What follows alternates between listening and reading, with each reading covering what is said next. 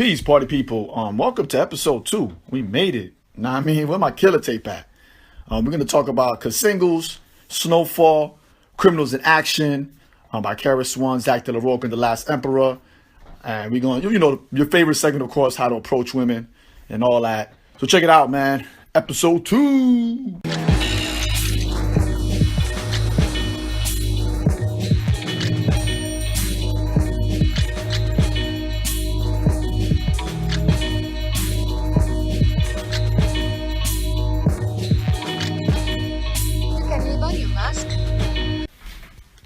I'm gonna take y'all back in time before iTunes and all that, when you actually had to go to the store and buy stuff. Not that that's like a great thing, right?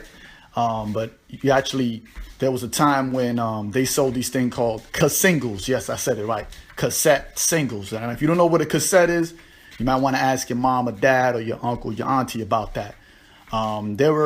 They were just, if you're looking back now, they were probably the most impractical things, because if it wasn't working right, you had to take the pencil out. You know what? I'm going to avoid that because I have to actually show you how that works. Anyway, back then, when people put out albums, before they put out albums, they will put out a single or one song, one of the best songs on there, probably one that can be played on the radio the most. They will put out a single first, or one song from the album, to promote the album, right? So it was kind of like a sneak preview, like a trailer, right? Nowadays, people just drop entire albums or whatever, or they'll do a mixtape. But back then, which when we're going to talk about mixtapes later on, at some other episode, because the mixtapes you guys get now are not actually mixtapes. Anyway, back to our discussion.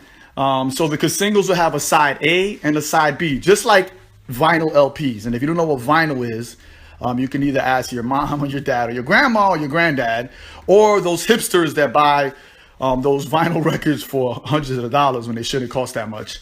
But vinyl was made out of wax, right? And you used to have a different device to play that. Oh my God, I sound like a historian. Wait a second, I am a historian. Hold on. But you would take that, because single would have a side A and side B, just like LPs. They had a side A or side B. Usually they would have a side A with the song that they're trying to promote, and then they will probably have an instrumental on B side. But some singles, and they were worth 99 cents now, right? Shout out to iTunes when things were 99 cents, right? They will cost 99 cents. They will have a side A, side B.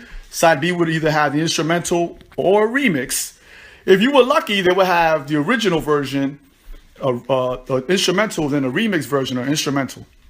So that was actually pretty dope. You get your money's worth for 99 cents. So I talk about that because I always remember it every time I'm trying to get like a preview of a song. I think it's cool now that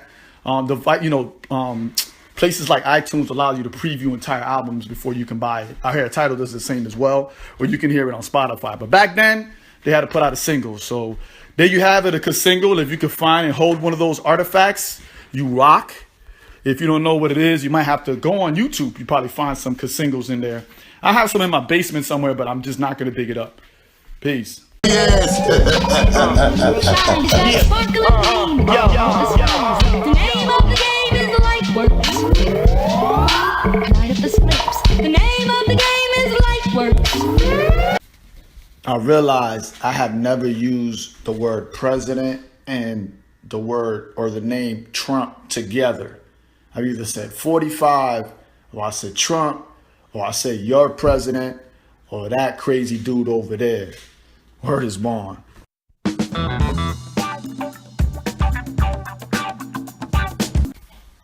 For this episode, we sipping on Sunset Coffee Oatmeal Milk Stout.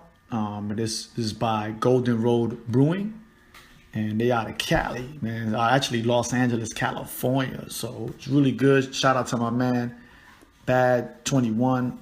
Out of Cincinnati for this one, because he's the one that introduced me to it. Really good stuff. You can really taste the oatmeal.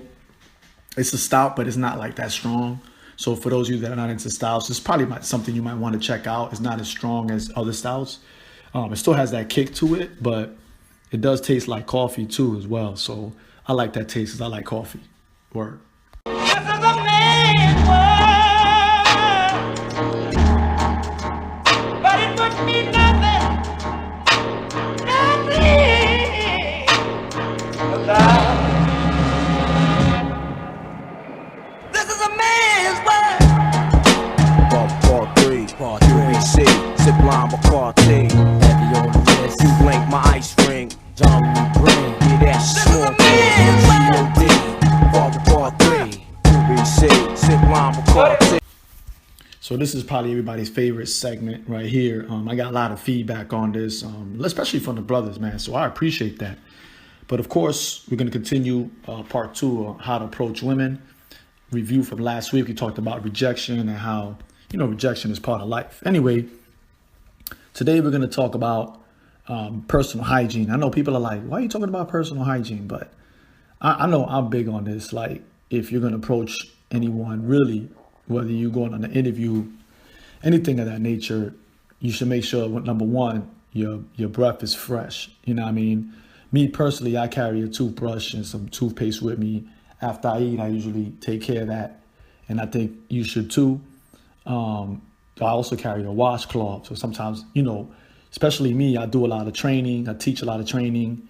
So I got to keep my face fresh. So sometimes, my face gets cruddy. So I make sure that I wash it out with the washcloth. So, having gum around, always check your breath, man, because it might not smell fresh. It might smell fresh to you, but not to anybody else. So before you get to anybody's face, even if you come out the gym, you know what I mean? Like, hit the showers, man, and just smelling fresh, deodorant. I know for a lot of people, they're like, why are you talking about this, man? But it goes a long way, man. You know what they say, first impressions are lasting impressions. So if you come into somebody's face with dragon breath, they're not going to want to call you back. I'm sorry, sir. This is not going to go down. If you smell like you ain't wear deodorant in the last 3 days, no one's going to call you back. If you smell like you ain't take a shower in a couple of days, you know what I'm saying? I don't need to go any further from there. So personal hygiene, always check yourself, man. It's just across the board. You should check yourself. I know that's something that your mom and dad should have taught you, or your grandma, but some people just don't get it, or they feel like they fresh all the time when they not. So personal hygiene is important. Word is born. Take care of yourself, man. Get a Tic Tac.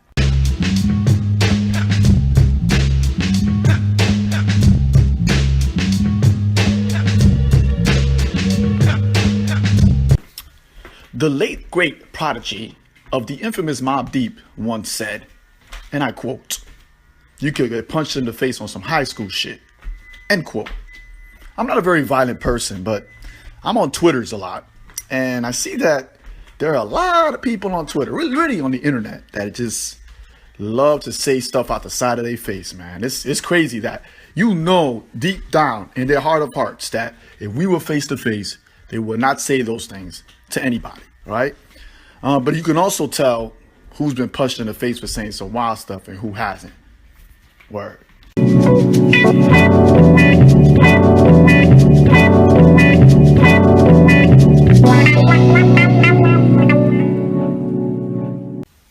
So of course, we got to talk about books to check. Yes, I read several books at a time. Currently reading, on top of the other ones, is Reading Reconsidered, A Practical Guide to Rigorous Literacy Instruction, by Doug Lamov, who wrote, I think, what was the name of the book that he wrote? He wrote that book about being like a super duper teacher. It's like a big hit. Like everybody reads it. And he has like a school, it's called Uncommon Schools, where he educates teachers and, on how to be pretty dope teachers. Anyway, the thing with me is everywhere I go, I try to like teach a literacy component, whether I'm teaching breakdancing or capoeira. And I really want my students, no matter how old, to really focus on reading, especially the content that they're dealing with, right? So even if it's breakdancing or b-boy, b-girl, or whatever you want to call it, I really want them to do that. So I need to learn how to put more of that, just the instruction, because usually I just do it by example and pretty much by like, forcing them to read it. Like, oh, you should read this. If you don't read this, you whack. But I need to figure out different ways on how to do that and how to make them stronger readers and critical thinkers. So that's why I'm reading that book. Another book that y'all should check out, I reread it in February this year, is by the late, great, wonderful, just everything, James Baldwin, really anything he reads. But this one is The Fire Next Time, which I think is crazy. He wrote it several decades ago. It was kind of like a letter to his nephew. And it's just, that's one of the few books that like really stand the test of time. Like it's like he wrote it yesterday. So, you know, James Baldwin is just a class act overall, just across the board. So I usually tell people to check it out. I know me and Marvel Comics have this relationship where they do a lot of fuck shit, but I still am a Marvel fan. Been a Marvel fan since I was 4 years old. So it's a relationship that's really difficult to get out of. I have divorced myself from their crossovers because the last 5 years, with the exception of Secret Wars, their crossovers have been horrid. Anyway, I am reading Secret Empire, and that's when, you know, Captain America is revealed to be an agent of Hydra, and he ends up taking over the country and getting rid of all the superpowered, strong, hardcore heroes. So far it's really good. There's a lot of twists and turns in there. Some people get killed. So I recommend it. On top of that, the artwork by Sorrentino. I mean, dude, Andrea Sorrentino. I just love him, man. I just love his artwork on Old Man Logan, the stuff he did for the X-Men during the Guardians of the Galaxy crossover. I can't remember that one was, but the artwork, his artwork is just amazing. But I love his stuff on Old Man Logan. He no longer does Old Man Logan, but everything he did from Old Man Logan, from the Secret Wars until now, I think it's till like issue 19, was Adrian Sorrentino, but it's just amazing. So I've been reading those things. So you don't have to check it out, but I do highly recommend Fire Next Time. Shine that sparkling beam. The name of the game is Lightworks. Light up the slips. The name of the game is Lightworks. I just finished watching that new show on FX called Snowfall. The executive producer on that is John Singleton. He'll probably like write some of the stuff and direct it, but the first episode was aired last week. And you know, for me, like, I'm an older cat. I'm 44. I know I keep saying that, but those are things that I remember. And I was on the east, you know, I was on the East Coast, so I was from New York, and this story takes place in South Central LA, and how the crack cocaine trade came through there. But it's pretty much the same in other hoods around the United States of America. Anyway, in it, they make a lot of references to, particularly, they have like a group of characters that, you know, one of them is in the CIA, and one of them is involved with the Contras in Nicaragua. They haven't mentioned that part yet, so maybe I'm spoiling it for people. But again, a lot of these things I remember from memory. Remember how, you know, Congress decided not to support the Contra rebels in Nicaragua, so some people in our government decided it was a good idea to support those rebels by selling cocaine. And a lot of that cocaine ended up in the streets in neighborhoods throughout the United States of America. Hence, we see what happens with crack cocaine. Hopefully they bring Rick Ross into it, Highway Rick Ross, not the rapper, the actual person. Anyway, as soon as the character was like, "Hey, I'm in the CIA," etc., that those horns came into my head, right? From that song, "Criminals in Action." You remember that joint? Remember? Right? That one right there. Yeah. That was on the Lyricist Lounge's volume number 1. And that was a song by Harris One, The Last Emperor, an underground legend. And of course, Zach De La Roca. But if you don't know who that is, then, you know, we don't need to be talking right now. So anyway, it's a song called Criminals in Action, or, you know, for CIA. It's a play on the acronyms for that. So every time I hear that, every time I saw that scene, or every time they brought up the CIA, I thought about that song. And I thought that was really crazy because, again, it's crazy how white folks work, because it's like they'll tell us something that we have been talking about for decades, right? And mind you, shout out to Auntie Maxine Waters. Y'all know who she is, right? Because back then in the 90s, right, like in the early 90s, she had hearings in the hood, condemning the CIA for bringing, you know, crack cocaine into the hoods. I remember that. A lot of y'all might not remember that, but that was going on. So it's not like I'm on some conspiracy theory mess, you know, like, ooh, you know, black helicopters.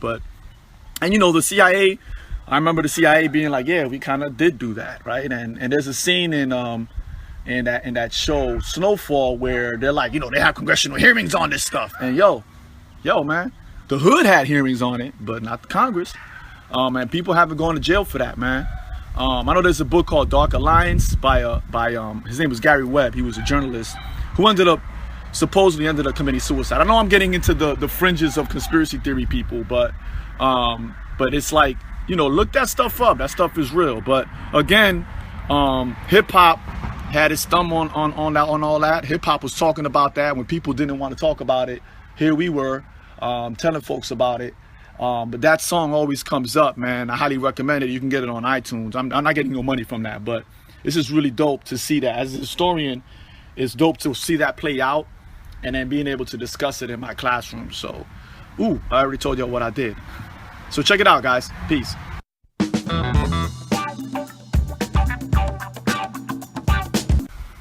This will probably make you laugh, man. But I know, like, people my age, they always complain about how young people of this generation, millennials or whatever, like to send each other nudes and how we didn't do that back in the day, blase, blase. We love to do that, man. But I don't know. I know, like, when I was young, I was probably 20 times wilder than some of y'all young people out there. And I know that when I was in my 20s, you know, my late teens and my 20s, you know, I was getting it in. I was putting in that work. And I'm not talking about selling drugs, right? I'm talking about, you know, talking to women, right?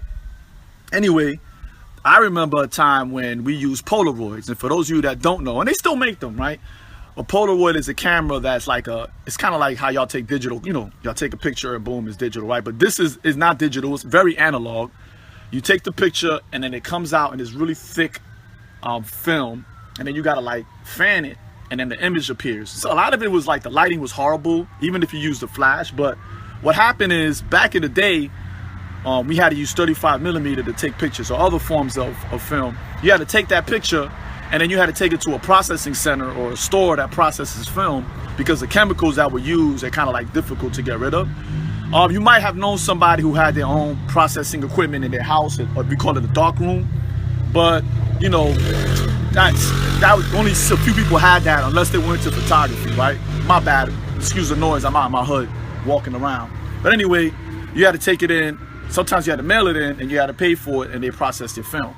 A lot of these places wouldn't process the film if you had nudity or guns in there or stuff that could incriminate you, right? So if you were smoking drugs in there, they might black your eyes out or they might tell you, hey, we can't process this. But most places didn't do it. So a lot of people would send each other nudes. Yes, we did. We sent each other nudes using Polaroids, right? And I remember being in the Navy and getting letters from women and they would send me Polaroids of themselves in their nudes. You know what I mean? The thing about Polaroids is when you process film, right? When you went to the store and got it processed, they developed the actual picture and then it would give you the negatives. So if you needed to make copies, you can always go back and make copies, right? But with the Polaroids, it didn't make a copy. Boom, they just did it. If you go on Amazon, you can probably buy Polaroids, and they actually have like the mini Polaroids. They're pretty cool. They're really, really dope. The technology is a lot better now, so the pictures come out brighter. Anyway, that's a tangent. But we use Polaroid to send each other nudes. So when I see people complain about young people doing this stuff, don't get me wrong. Y'all have access to more technology, what we do, and y'all could take much more pictures in different angles, and you could use filters and all that. We didn't have that when it came to Polaroids. So it's a different time, but we still had the same idea, the same basic concept of sending someone that we liked or somebody that we was trying to get with, sending them nudes via Polaroids. So shout out to Polaroids for all the good memories, and shout out to my peoples in the Navy. We weren't supposed to show those Polaroids to our peoples in the Navy, but we did it anyway, right? Just like some people will show, you know, that, you know, they will put that stuff on the internet, which is not a good idea. That's revenge porn. Don't do that. That is a really bad idea.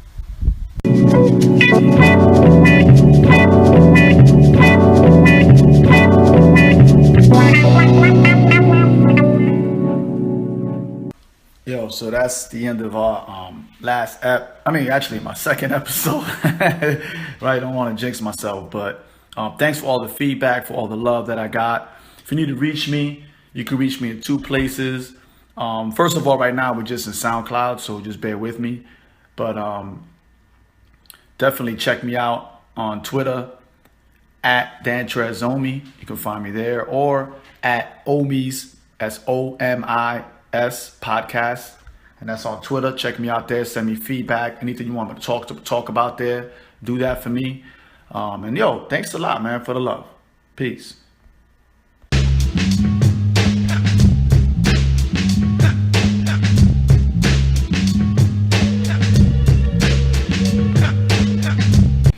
Ayo, don't be mad because I might have Polaroids of your auntie, B. Word is born. You don't even know nothing about that, right? Yeah, you ain't about that life.